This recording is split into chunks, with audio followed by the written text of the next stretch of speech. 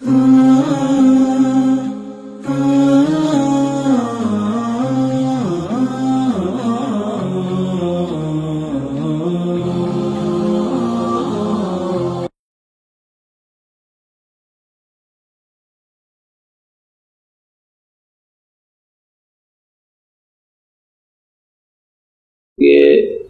علماء کی معاشرے میں ایک خاص حیثیت ہے، اور یہ فرمایا گیا کہ العلماء مصابیح هذه الامہ، علماء اس امت کا چراغ ہیں۔ چراغ روشنی دیتا ہے،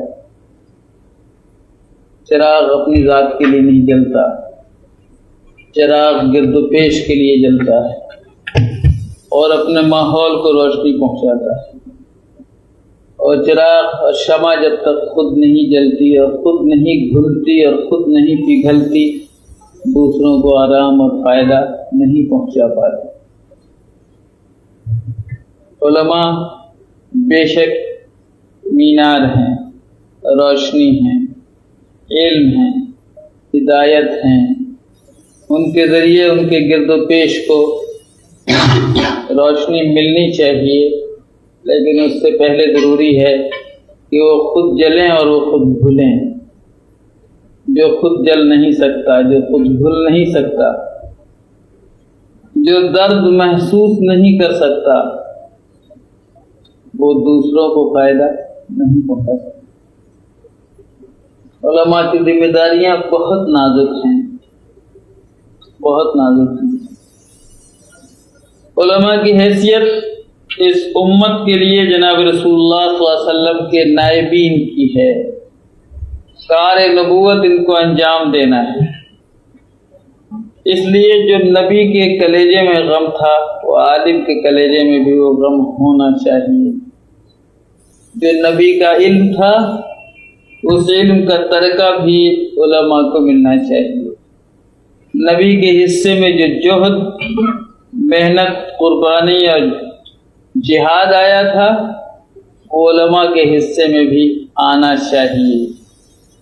نبی کا جتنا وسیع دائرہ عمل تھا، اتنا ہی وسیع دائرہ عمل علماء کا بھی ہونا چاہیے۔ آپ کون سے عالم ہیں؟ ہم تو صاحب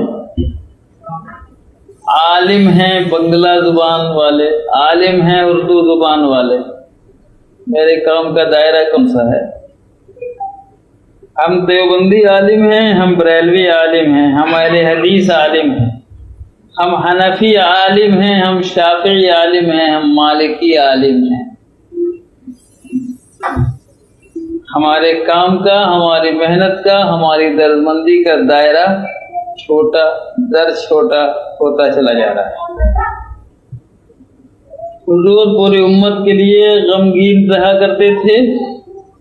ایک عالم کو پوری امت کا درد اور پوری امت کا غم اٹھانا پڑے گا تو وہ عالم ہے۔ خوشی کی بات ہے کہ آپ اس ملک میں چلے آئے ہیں، اور یہاں آنے سے اللہ تعالیٰ نے آپ کی روزی کا بہتر انتظام کر دیا ہے۔ ہم دعا کرتے ہیں ہندوستان میں رہنے والے، اللہ آپ کی روزی میں اور برکت عطا فرمائے، خوب برکت ہو جائے۔ لیکن اپنی اچھی سے اچھی روٹی کمانے والوں کا نام عالم ہے کیا؟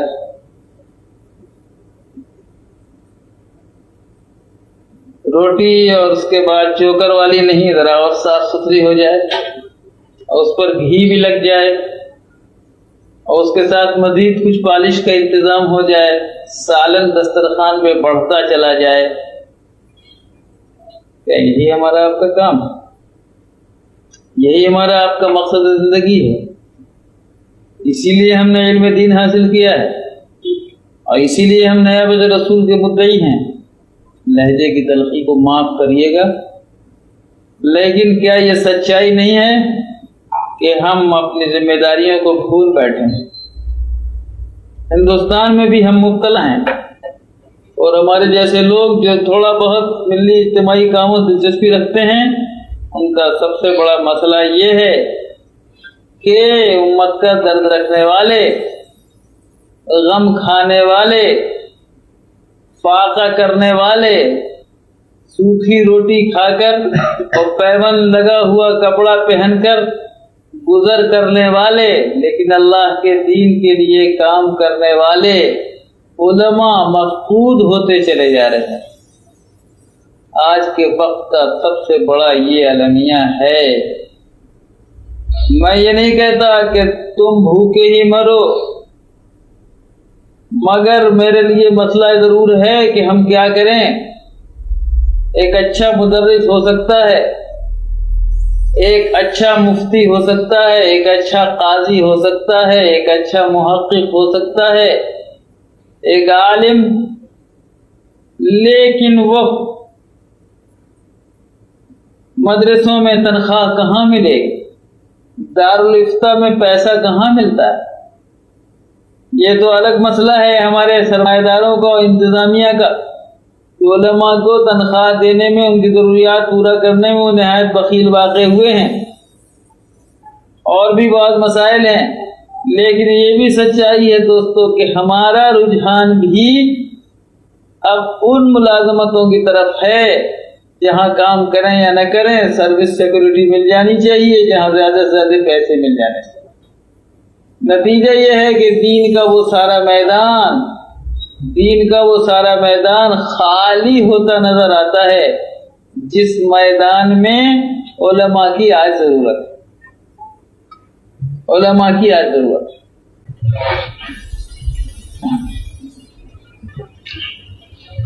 تو دوستو ایک بہت بڑا مسئلہ یہ ہو گیا، آپ آ گئے ہیں یہاں، بڑی اچھی بات ہے، بڑی مبارک بات ہے، اللہ آپ کی رزق میں جتنی برکت دے ہمیں اس کے لیے خوشی ہوگی۔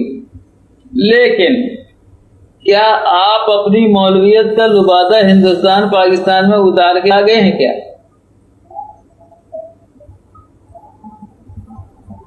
بہت آسان راستہ ہے۔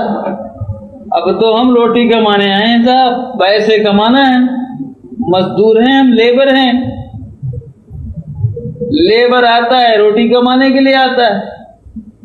کیا یہ نہیں ہو سکتا کہ آپ اس اللہ تعالی کے اس کرم کے اس لبادے کو ہندوستان پاکستان میں نہ اتاریں، لیتے ہوئے یہاں بھی چلے آئیں؟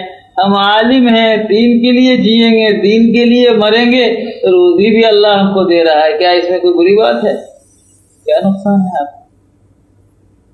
میرے اس کڑواہٹ کو معاف کیجیے گا، محسوس کر رہا ہوں کہ زیادہ سخت ہو رہا ہوں، لیکن جو تماشے میں نے سعودی عرب سے لے کر یہاں تک تمام دیکھے ہیں، بہترین ذی صلاحیت علماء اور فضلاء ہند و پاک کے، جن سے بڑے سے بڑا کام لیا جا سکتا ہے، وہ یہاں آ کر ٹائپنگ سے پیسہ کما رہے ہیں۔ ٹھیک ہے، کماؤ، میں اعتراض نہیں کرتا، لیکن اللہ کے دین کے جوہر کو، اللہ کے علم کی اس قیمت کو جو ہمارے سلف نے، بزرگوں نے چٹائیوں پر بیٹھ کر فاقہ کشی کے ساتھ بھوکے مر کے پڑھا کر بھیک مانگ کر ہمارے اور تمہارے لیے، صاف بات کرو، جن مدرسوں میں ہم پڑھا ہے وہاں مدرسوں میں ہمارے ذمہ داروں نے کیا کیا؟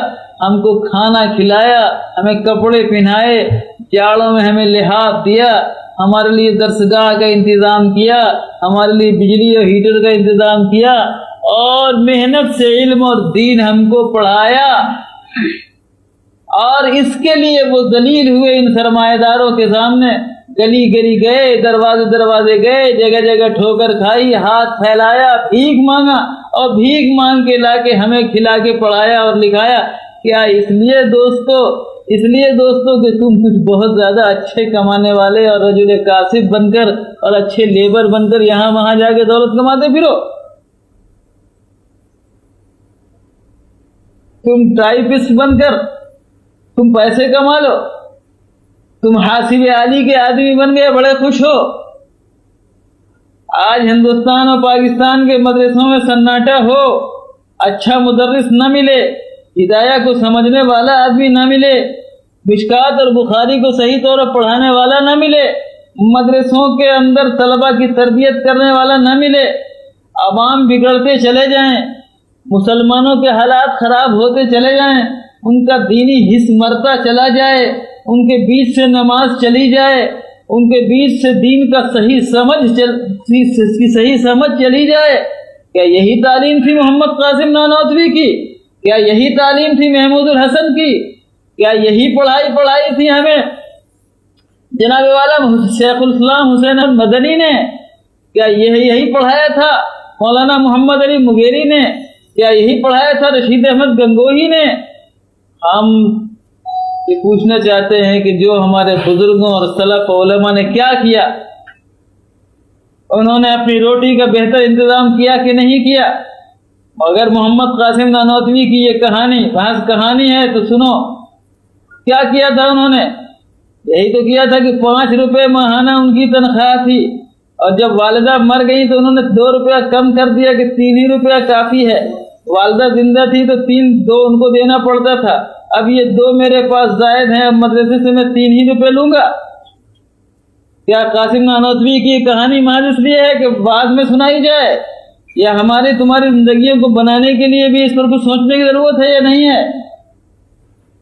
मैं फिर आपसे कहता हूं कि मैं आपकी रोटी का दुश्मन नहीं है। जितनी रोटी कमा सके कमाई, अल्लाह ताला आपको जितनी रोटी दे बहुत खुशी की बात है। लेकिन मैं इतना जरूर कहना चाहता हूं दोस्तों कि हमने कम से कम जिन उलमा से पढ़ा लिखा सोचा समझा है, वो उलमा थे जिन्होंने एक तरफ मदरसों में बैठकर हमें इल्म दिया, दूसरी तरफ सारी कायनात की उम्मत मुस्लिमा के लिए 24 घंटा फिक्रमंद भी रहे हो।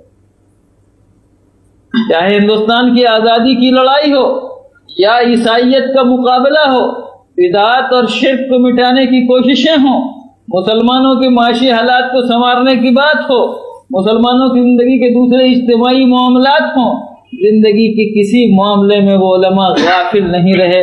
उन्होंने हमें ये सबक दिया है कि आलिम रसूल का नायब होता है। रसूल उम्मत की जुमला शऊन के लिए 24 घंटा फिक्रमंद रहता है।